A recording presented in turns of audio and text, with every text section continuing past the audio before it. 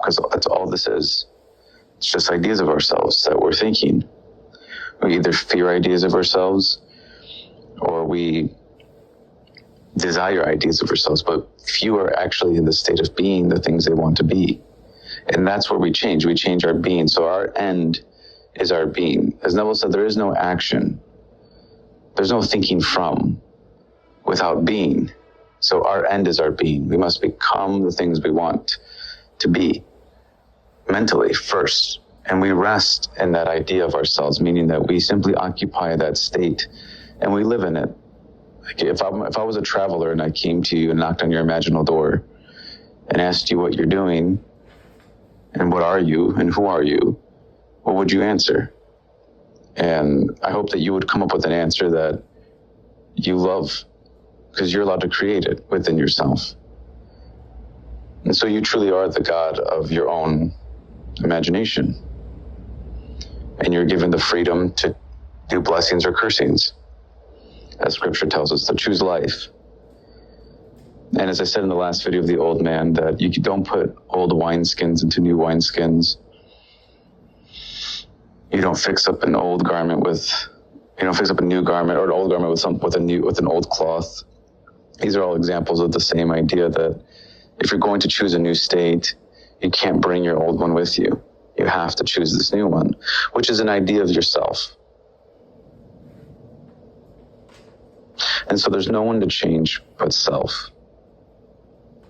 And when you go to change yourself, you're going to have to come into contact with ideas that were given to you about yourself.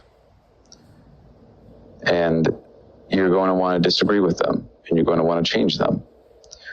And it might be frightening at first, but just do it anyways, because it's what you want to do. So at a certain point, there reaches this internal point where you have to decide for yourself what you're going to imagine about yourself. How are you going to believe about you? What are you going to believe about you? And live by those beliefs. And the way we internally start to live by the beliefs that we want to believe in is by thinking from these positions. If I could get you to see that it's not about you conjuring up this enormous amount of belief, it's not about that. I'm not telling you to somehow believe and work yourself up into a frenzy to believe. What I'm trying to say is that if imagining creates reality, are you imagining from the positions you want to be in? That's all I have to do. And Neville has said that. He said, all you have to do is imagine that you're doing it. And it's so simple.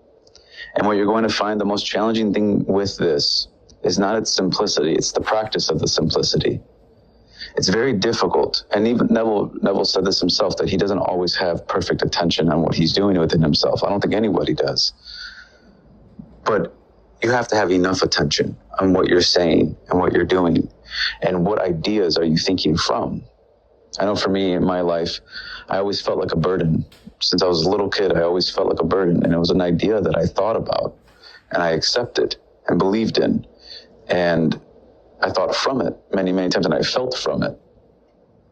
And it wasn't until I decided within myself to choose to imagine from a new position about myself that I actually changed, where I actually felt a change within me, a shift happened. And these shifts can happen at any moment in time. It's just an internal decision you have to make.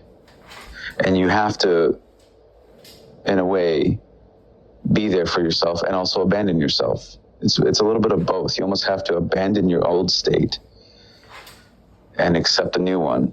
But by accepting a new one, you're sort of saving yourself. So we become our own inner saviors. We become our own inner givers.